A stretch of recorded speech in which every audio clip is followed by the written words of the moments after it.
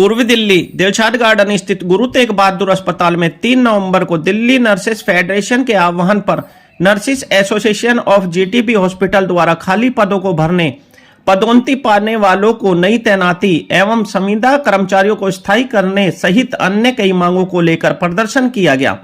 प्रदर्शन 2, 3 व 4 नवंबर को सुबह 9 से 11 तक 2 घंटे के लिए किया जाएगा, जिससे अस्पताल में आने वाले मरीजों को कोई भी परेशानी ना हो।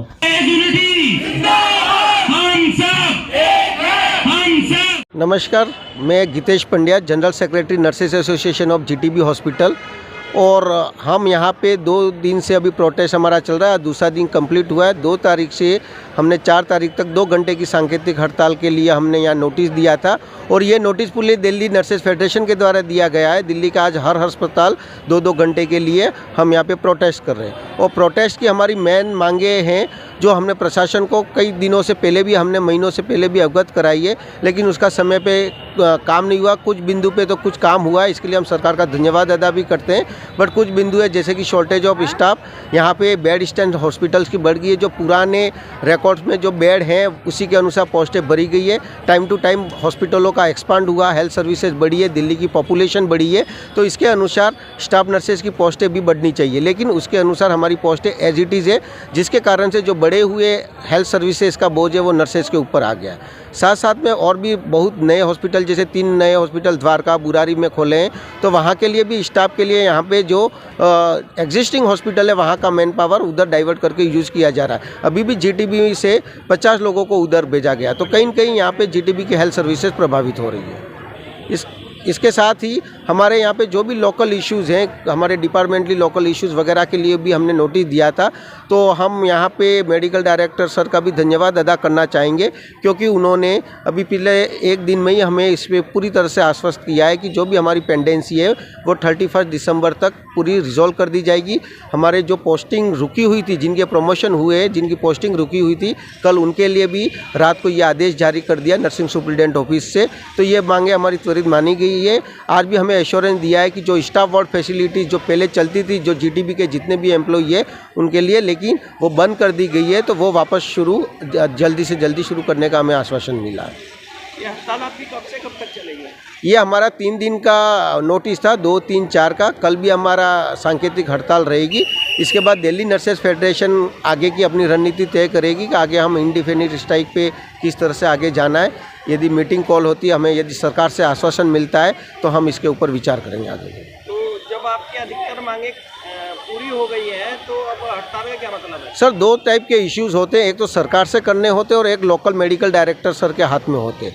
तो यहाँ के जो भी इश्यूज़ पे हैं हम उनका धन्यवाद अदा करके हम बोलते हैं कि यहाँ के हमारे लोकल इश्यूज़ तो सॉल्व किए, लेकिन जो ऊपर से हैं, जो सरकार को करने हैं, जैसे कि AR स्टडी करना, क्योंकि वो मेडिकल डायरेक्टर सर के हाथ के बाहर होता है कि पूरी दिल्ली में यदि पोस्ट बढ़वानी है तो AR स्टडी होकर LG सर का अप्रूवल लिया जाता है। रीटा है, मैं 15 साल से जीटीबी हॉस्पिटल में काम कर रही हूँ। हम कॉन्ट्रैक्ट बेस पे हैं और क्या बोलते हैं, हमारी बस एक ही डिमांड है सरकार से कि हमें रेगुलर करा जाए। हमारा मेन मुद्दा यही है कि हमें रेगुलर करा जाए। लेवल से बस यही मांगे हैं कि हमारे साथ बहुत भेदभाव होता है परमानेंट एंड कॉन्ट्रैक्ट को लेके। साइन बुक अलग बना रखी है, परमानेंट की अलग है, कॉन्ट्रैक्ट वालों की अलग है ऐसे, और क्या जो कि नहीं होना चाहिए, क्योंकि हमारा सिर्फ एक ही वो है कि हम सब नर्सिंग ऑफिसर हैं, हम सब एक हैं। जब पेशेंट को हम एक ही फैसिलिटी प्रोवाइड करते हैं तो हमें भी एक नज़र से ही देखा जाए। हम नेहा है और मैं जीटीबी हॉस्पिटल में लास्ट 11 ईयर्स से काम कर रही हूँ एज अ कॉन्ट्रैक्चुअल नर्स। क्या मांगे आपकी? सर, मांगे हमारी ये है कि पिछले 10 सालों से हम यहाँ काम कर रहे हैं एज अ स्टाफ नर्स, लेकिन हमें अभी भी सबसे जूनियर समझा जाता है। हमारे साथ भेदभाव बहुत होता है। हमारे साथ जो जूनियर्स अभी 1 साल या 6 महीने हुए उनको ज्वाइन किए हुए, उनको हमारे ऊपर प्रायोरिटी दी जाती है। उनकी छुट्टियाँ अरेंज होती हैं, उनकी ड्यूटीज़ एडजस्ट होती हैं और हर जगह हमारे ऊपर रखा जाता है, ड्यूटी रोस्टर में, साइन बुक में काम, जबकि हम उनसे डबल कर रहे हैं। स्ट्राइक में आने के लिए हमें परमिशन नहीं, क्योंकि हम कॉन्ट्रैक्चुअल एम्प्लॉय है। हमारी नाइट ड्यूटीज़ हमें ज़्यादा लगेंगी, हमें ऑफ कम मिलेंगे, हमारी छुट्टियां कम एडजस्ट होंगी, हमें ELCL कम मिलेगी, हमें मैटरनिटी लीव कम मिलेगी। हर जगह से हम लोगों को वंचित रखा गया है, हर फैसिलिटी से। जबकि कोर्ट से हम लोग केस जीत चुके हैं, सेम वर्क सेम पे, क्योंकि हम सेम काम कर रहे हैं इतने सालों से, तो हमें हर फैसिलिटी जो है वो सेम मिलनी चाहिए। लेकिन ये सारे हमारे एडमिनिस्ट्रेशन का प्रॉब्लम है, क्योंकि वो हमें फेवर नहीं करते हैं। ये सारा पार्शल बिहेवियर उनकी तरफ से है। तो हमारे साथ वाले तो सहकर्मी जो हैं वो उन्हीं के नक्शे कदम पर चलते हैं। जब उनको ऊपर से सहारा मिला हुआ है, सपोर्ट मिला हुआ है कि आप इनके साथ भेदभाव कीजिए, हम आपके ऊपर खड़े हैं, तो वैसे ही करते हैं। तो ये पार्शियल बिहेवियर हम लोग, मैं पर्सनली पिछले 10 साल से झेल रही हूँ, हमारे सीनियर्स 98 की ज्वाइनिंग वाले कॉन्ट्रैक्चुअल एम्प्लॉयज़ भी अभी तक हैं जो ये पार्शियल बिहेवियर झेल रहे हैं। सिंह, जीटीबी हॉस्पिटल, पिछले 15-16 साल से मैं यहाँ पर कार्यरत हूँ कॉन्ट्रैक्चुअल बेस पर।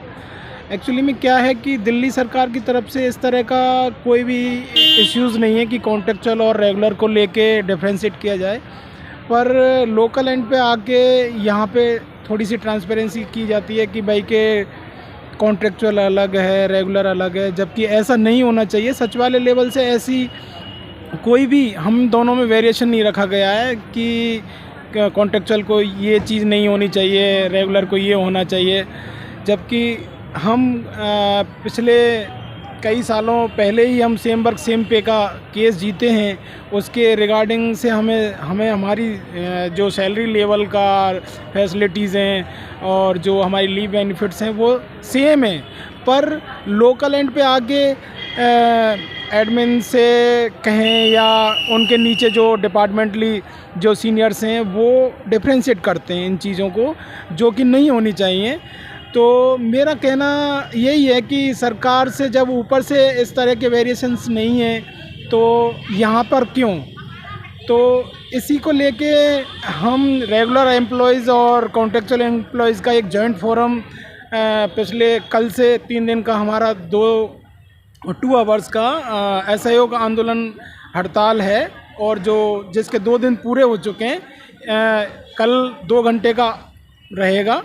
तो हमारे लोकल एंड के मुद्दे हैं, कुछ सेक्रेटरीट लेवल के मुद्दे हैं, उनको लेके हम कॉन्ट्रैक्चुअल और रेगुलर दोनों जॉइंट फोरम में एक बैनर के नीचे हैं, और जो हमारी लोकल इश्यूज़ जो मुद्दे हैं उनको हम सरकार से एडमिन लेवल से मनवाना चाहते हैं कि जब हमको ऊपर से सारी फैसिलिटीज़ हैं तो वो सारी फैसिलिटीज़ में वेरिएशन क्यों। इसी को लेके मैं कहना चाहूँगा कि न्यूज़ रिपोर्टर्स जैसे आप सम्मानित लोग हैं वो हमारी मांग को आगे तक रखें, और जो हमारे बीच में भेदभाव है उसको भेदभाव को नहीं किया जाए। जिस तरह से रेगुलर एम्प्लॉयज़ को सॉर्ट आउट किया जाता है उसी तरह से हमें भी सॉर्ट आउट किया जाए। धन्यवाद।